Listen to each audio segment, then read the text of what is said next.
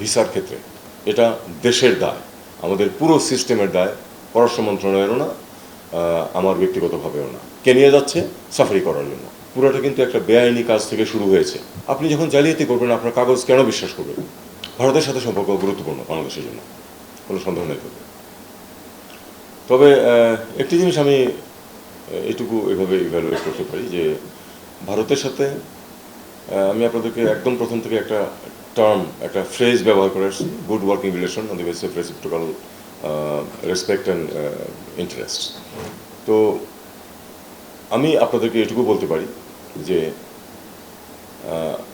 আমার দিক থেকে এবং আমার হায়ারার্কিতে আমার উপরে যেটুকু আছেন, চিফ অ্যাডভাইজার আছেন এবং সরকারের যেই মতামত, এটা কিন্তু কোনো কনফ্লিক্ট নেই। এটা একেবারেই যে আমরা আসলেই ভারতের সাথে একটা good working relation on the basis of reciprocity and mutual interest, এটা আমরা চেয়েছিলাম সবসময়। সফল হয়েছি এটা ঠিক বলতে পারি না, কারণ অনেক ক্ষেত্রেই এটা তো অনেকটাই থমকে আছে। আমি বলবো না যে বিরাট কোনো ক্রাইসিস সৃষ্টি হয়েছে, কিন্তু সম্পর্কটা থমকে আছে। আমি দোষারোপ করতে চাই না কাউকে। ভারত নিশ্চয়ই তাদের স্বার্থ যেভাবে তারা চিন্তা করে সেভাবেই করেছে, আমরা আমাদের স্বার্থ যেভাবে রক্ষিত হয় বলে ভেবেছি সেভাবে চেষ্টা করেছি। দুটো ঠিক অনেক ক্ষেত্রেই মেলেনি, এটা let us accept the reality. আমাদের দুই পক্ষের যেই নিজস্ব স্বার্থের যে একটা ধারণা, সেই দুটো স্বার্থের ধারণাটার মধ্যে একটা তফাৎ রয়ে গেছে, যে কারণে অনেক ক্ষেত্রেই আমরা এগোতে পারিনি। আমি আশা করব যে আমার উত্তরাধিকারী যিনি আসবেন এবং আমাদের এই সরকারের উত্তরাধিকারী যে সরকার হবে তাদের সময় আবার রিলেশন স্মুদেন হওয়া, যেটাকে বলে মসৃণ একটা সম্পর্ক প্রতিষ্ঠিত হওয়া। ইস্যুজ থাকবেই, আমি এটা সব দেশের ক্ষেত্রে বলি যে ইস্যুজ থাকবেই, সেগুলি নিয়ে কিছু সংঘাতও থাকবে স্বার্থে, কিন্তু তারপরেও একটা স্মুথ রিলেশন গুরুত্বপূর্ণ। সেটা আমি আশা করবো যে আমাদের পরবর্তী সরকার সে ব্যাপারে অগ্রসর হতে পারবেন। আমাদের সময় সম্পর্ক খুব স্মুথ ছিল না, তবে স্বীকার করেই নিলাম, কারণ বেশ অনেকগুলি সেটব্যাক হয়েছে ভিসার ক্ষেত্রে। এটা এ ব্যাপারে আমি কোনো ধরনের কোনো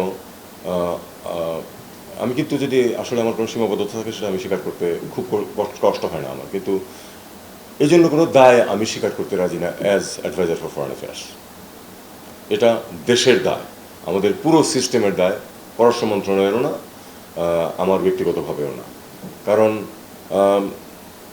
পৃথিবী জুড়ে প্রচুর সুযোগ আছে, অপরচুনিটিস যথেষ্ট, আমরা সেটা ব্যবহার করতে পারছি না, আমাদের নিজেদের দোষে। এটা আমি আপনাদেরকে এর আগেও কয়েকবার বলেছি বিভিন্ন সময়, যে ভিসা যে দেয় না আমাদেরকে, এজন্য সম্পূর্ণভাবে আমরা দায়ী, সম্পূর্ণভাবে আমরা দায়ী। এবং আমাদের চিফ অ্যাডভাইজার নিজে বলেছেন যে জালিয়াতিতে আমরা একেবারে সেরা। এখন আপনি যখন জালিয়াতি করবেন আপনার কাগজ কেন বিশ্বাস করবেন?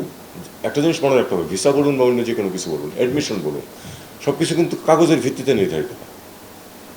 এখন যখন একটা জিনিস দেখা যাবে যে একজন মহিলা মেইডের চাকরি করতে গেছেন কোনো এক দেশে, সেখানে তার ভিসা হচ্ছে ফ্রন্ট অফিস ম্যানেজার হিসাবে ইন এ কোম্পানি, আপনি চিন্তা করুন সেখানে কি পরিমাণ ধাপ্পাবাজি আমরা করেছি।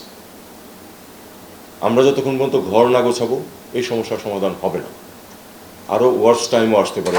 কারণ আমাদের কাগজ দেখে কেউ বিশ্বাস করে না, কাগজ দেখে বিশ্বাস করানোর দায়িত্ব আমাদের। আমরা পোস্টাল সিস্টেম চালু করেছি, কিন্তু তারপরেও হচ্ছে না, হয়তো এটা আরও সময় লাগবে, কিন্তু আলটিমেটলি আমাদেরকে জেনুইন কাগজের দিকে যেতে হবে। এবং এখানে আমার আরও কয়েকটি কথা আছে, শুনতে খারাপ লাগবে। যেই যুবক, এখানে যুবতীরা নেই কাজেই আমি বলছি, যে যুবক ডুবতে যাচ্ছিল ভূমধ্যসাগরে, তাকে উদ্ধার করা হয়েছে, তারপরে থেকেছে কোনো এক দেশে, সেটা লিবিয়াই হোক আর ইটালি হোক, এবং তারপর তাকে ফেরত আনা হয়েছে। আমরা কিন্তু সাংঘাতিকভাবে সিম্প্যাথেটিক তার প্রতি, হুইচ ইজ কারেক্ট, সে একজন ভিকটিম, কোনো সন্দেহ নেই। পাশাপাশি আমরা একটা জিনিস ভুলে যাই, সে কিন্তু আইন ভঙ্গ করেছে, সে কিন্তু এই কাজেই গেছে, অথচ গেছে সম্পূর্ণ অন্য অজুহাতে।